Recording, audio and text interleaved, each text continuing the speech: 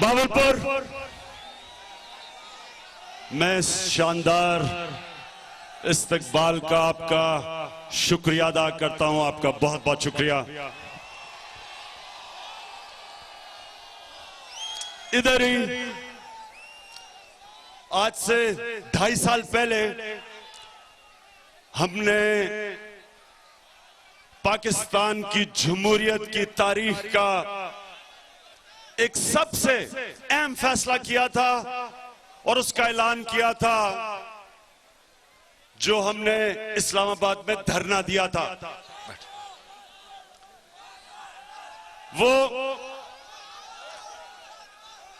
वो जो धरना था उसने पाकिस्तान की कौम में जो शऊर पैदा किया।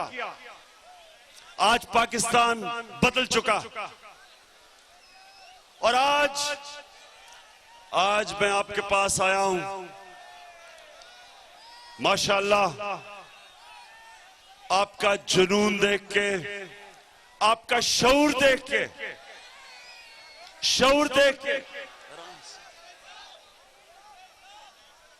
आपका शऊर देख के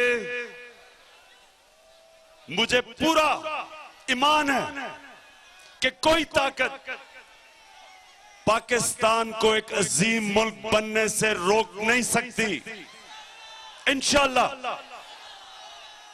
अच्छा अब नौजवानों, मेरी बहनों, पहला सवाल,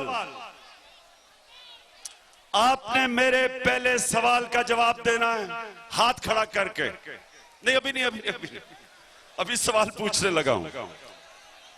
मैं आपका शऊर टेस्ट कर रहा हूं।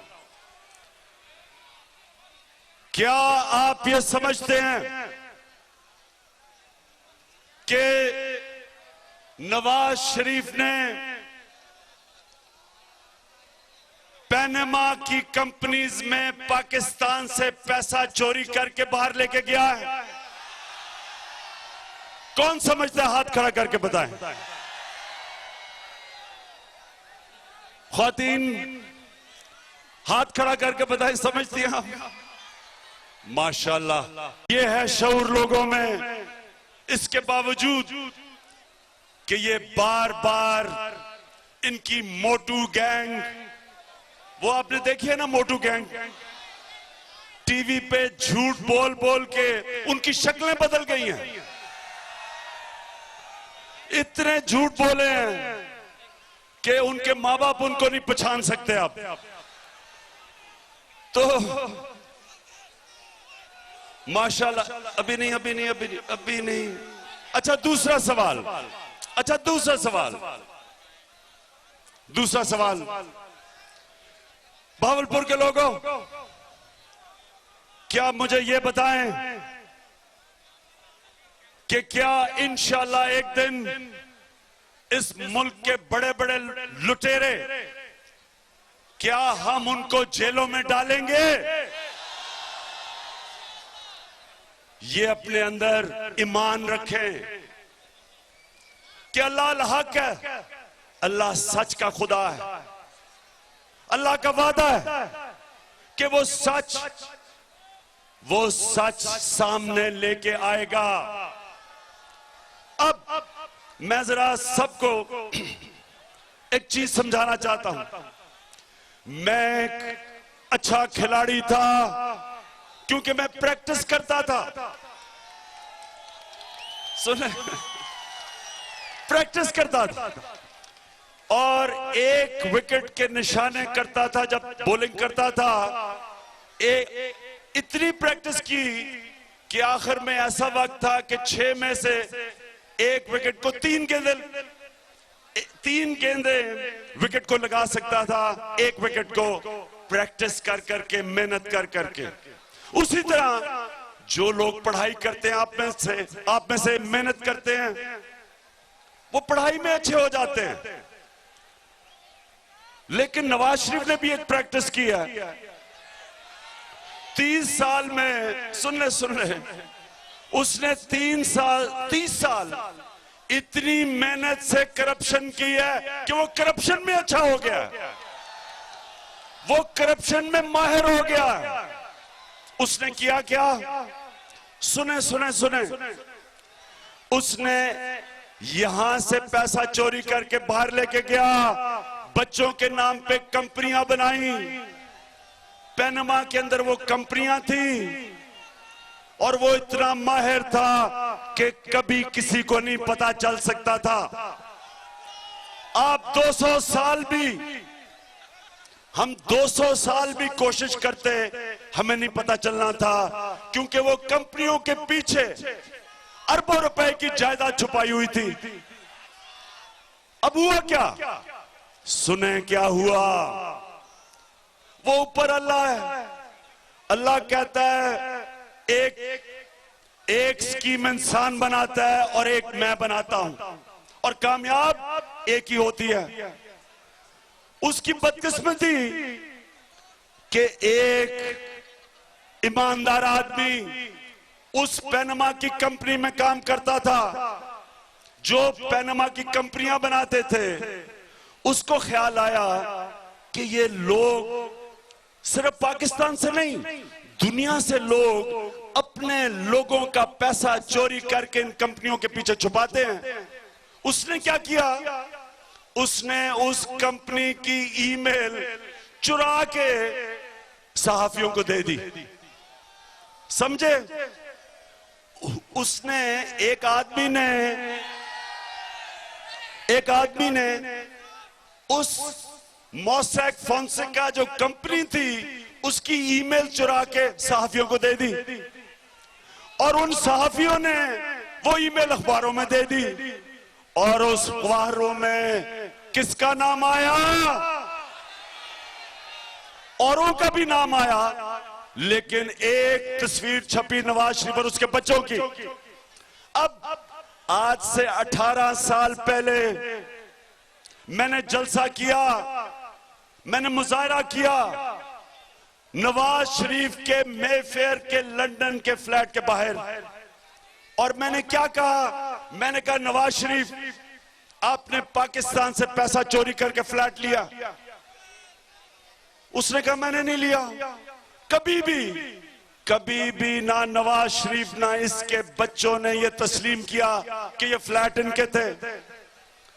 इनकी बदकिस्मती, अल्लाह की पकड़ कि पनामा की कंपनीज में इनका नाम आ गया। पहले तो यहां फंस गए, फिर क्या हुआ? फिर ये हुआ कि इन्होंने कहा कि मेरे बड़े ज़हीन 2 बच्चे हैं, हसन और हुसैन नवाज शरीफ, वो बड़े काबिल बच्चे हैं, उन्होंने बाहर अरबों रुपया बना लिया। हसन शरीफ 99 में पढ़ाई कर रहा था और 2 साल के बाद अरबोपति बन जाता है।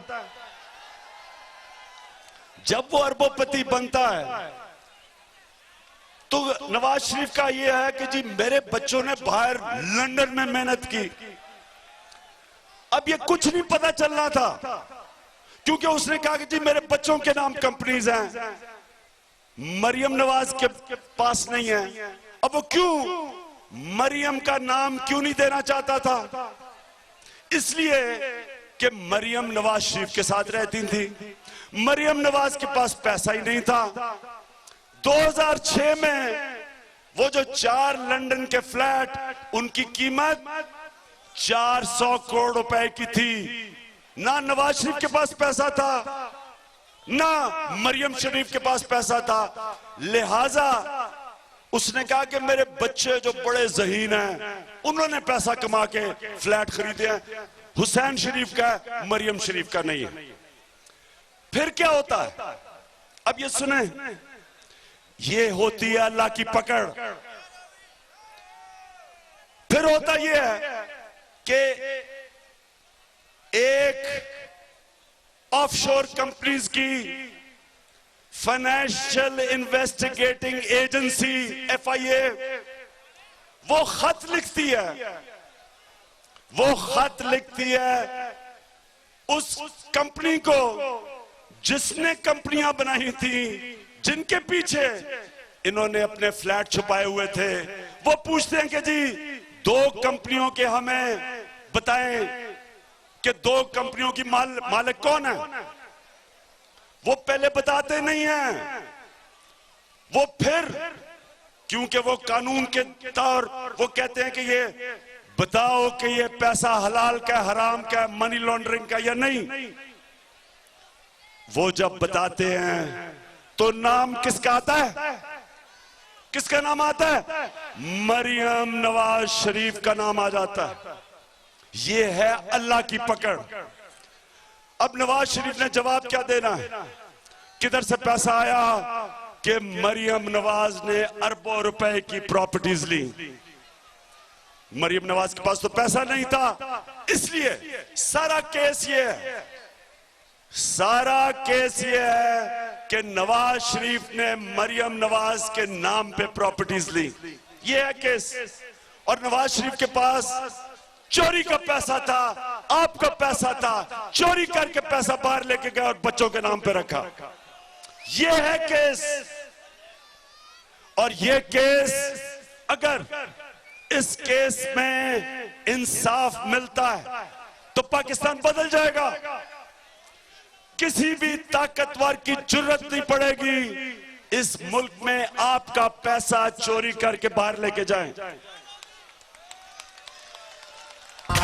डट के खड़ा है अब इमरान, ठीक करेगा सब कप्तान, नया बनेगा पाकिस्तान, नया बनेगा पाकिस्तान, नया बनेगा पाकिस्तान। तो भावलपुर के नौजवानों, ये जो आने वाले दिनों में केस चल रहा है, पाकिस्तान के मुस्तकबिल का फैसला होने जा रहा है।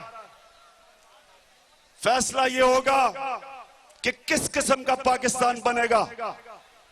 क्या ये छोटा सा टोला जो मुल्क को लूटेगा, बाहर पैसा भेजेगा, क्योंकि पाकिस्तान में पैसा नहीं रख सकेगा, क्योंकि यहां पकड़ा जाएगा, इसलिए यहां से पैसा बाहर लेके जाएगा और वो पैसे को कंपनियों के पीछे छुपाएगा।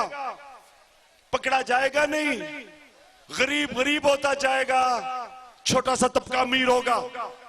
करप्शन क्या है? करप्शन का मतलब पाकिस्तानियों, जिस तरह ये आपका मुल्क एक घर है, एक घर में जब चोरी होती है वो घर के लोग गरीब हो जाते हैं। जब एक कौम में करप्शन होती है कौम गरीब हो जाती है। जो आपका पैसा जब चोरी होकर बाहर जाता है, मुल्क को चलाने के लिए कर्जों की जरूरत पड़ती है। मुल्क मकरूज हो रहा है। पिछले 8 सालों में हर पाकिस्तानी के ऊपर 8 साल पहले 35,000 रुपए कर्जा था। आज हर पाकिस्तानी के ऊपर 1,20,000 कर्जा चढ़ चुका है। आपके ऊपर चढ़ चुका है, हर पाकिस्तानी पे। क्यों चढ़ा है? क्योंकि हमारे मुल्क का पैसा चोरी होकर बाहर जाता है और हमें मुल्क चलाने के लिए कर्जा लेना पड़ता है। तो जो नौजवान है यहां, आपको ये समझना है कि ये आपके मुस्तकबिल की जंग है। अगर पैसा ही नहीं है मुल्क में तो आपकी तालीम पे कैसे पैसा खर्च होगा? अस्पतालों में पैसे चलेगा? मुल्क को चलाने के लिए, सड़कें बनाने के लिए, पुल बनाने के लिए, ट्रेनें, ट्रांसपोर्ट, किधर से पैसा आएगा?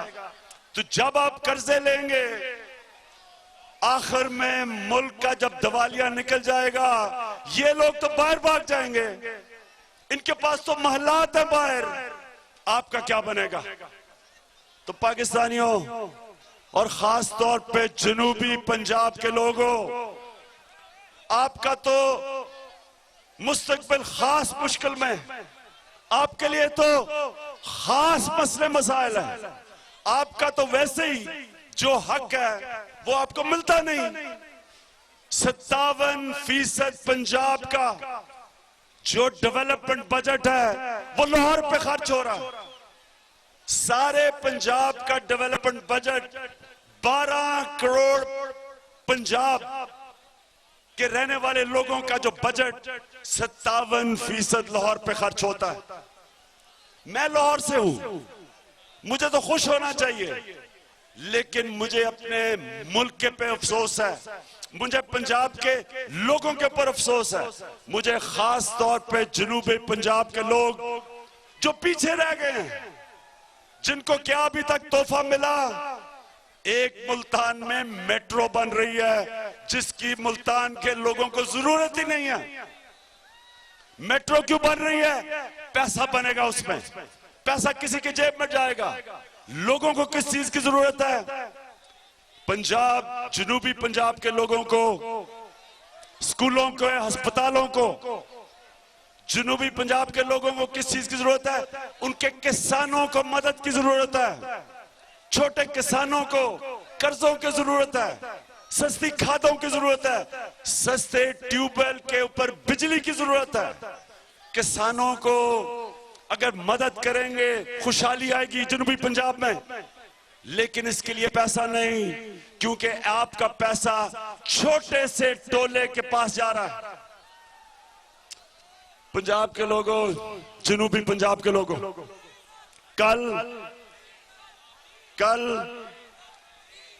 कल मैं जब मिला एक मोहम्मद नदीम को, उसके 4 बच्चे थे, 2 बेचारे हादसे में मर गए, एक अस्पताल में, एक छोटा बच्चा बचा। मोहम्मद नदीम अपने बच्चों को प्राइवेट स्कूल में भेज रहा था क्योंकि गवर्नमेंट स्कूल का मेयार नहीं उस बेचारे का ख्याल था, वो मेयार नहीं कि बच्चों का कोई मुस्तकबिल होगा। लिहाजा कराची में वो कराची जाके वो बेचारा मजदूरी करता था और अपने बच्चों को सिर्फ कि वो प्राइवेट स्कूल में जाएं, 200 रुपए प्राइवेट स्कूल की बच्चों की फीस, और उस बेचारे के बच्चे, वो वहां मेहनत कर रहा और उसके बच्चे, कोई कसूर किसी का नहीं, उनका नहीं, रेलवे क्रॉसिंग पे बेचारे 2 बच्चे वहां शहीद हो जाते हैं और एक अभी अस्पताल में।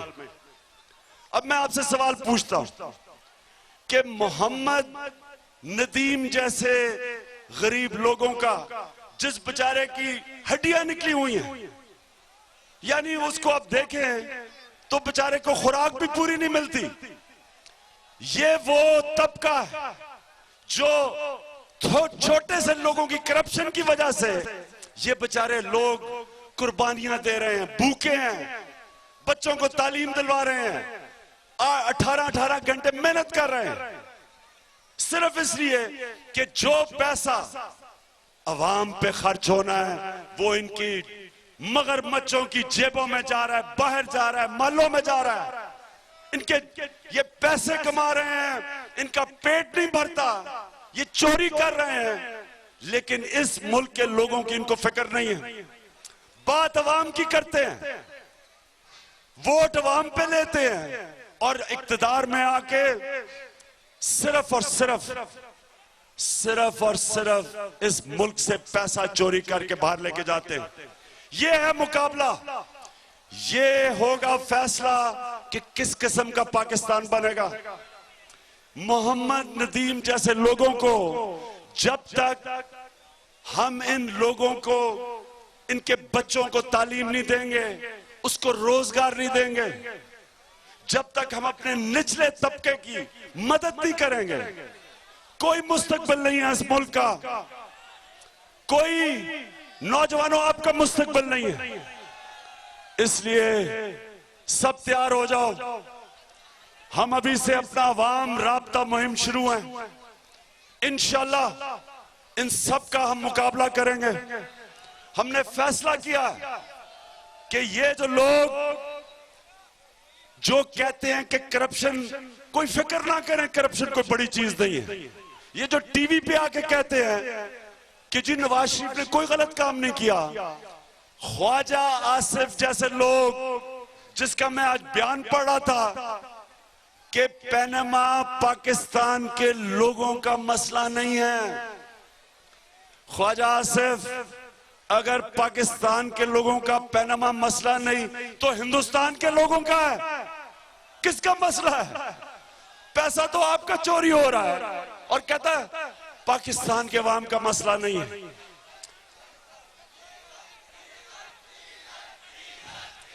हाँ, मैंने सुना है कि नवाज शरीफ के आजकल एजेंट बने हुए हैं, फजलुर रहमान लोगों को इकट्ठा कर रहे हैं। फजलुर रहमान आप जो मर्जी कर लें, जो आगे तूफान आ रहा है, जो सुनामी आ रही है, ना आप नवाज शरीफ को बचा सकेंगे, ना अपने आप को बचा सकोगे। एक तरफ ये बड़े बड़े करप्ट लोगों के बच्चे, इनके लिए ट्रेनर चाहिए होते हैं कि इनका वजन कम करने के लिए। ये बेचारे खाते इतना ज्यादा है कि बच्चों को ट्रेनर देने पड़ते हैं वर्जिश करवाने के लिए कि इनका वजन कम हो।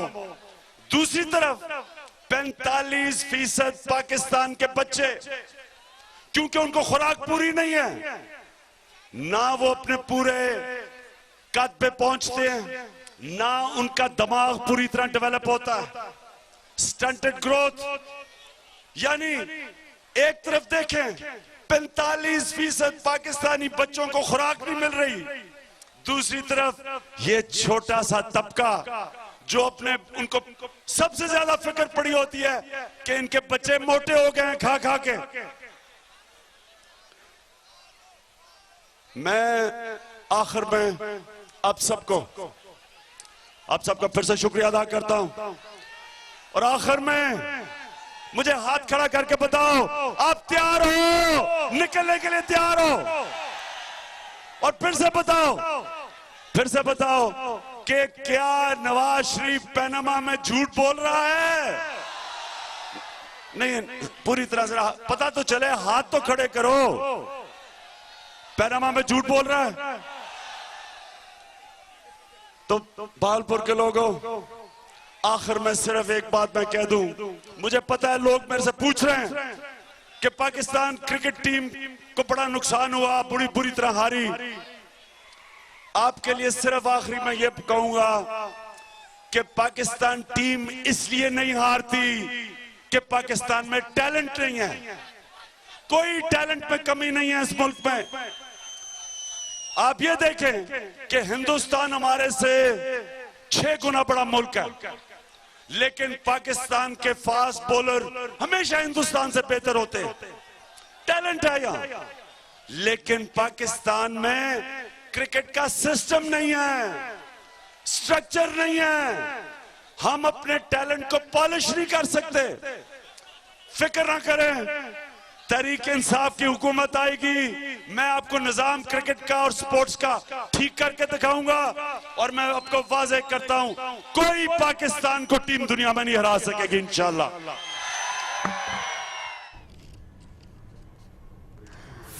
बहावलपुर जैसे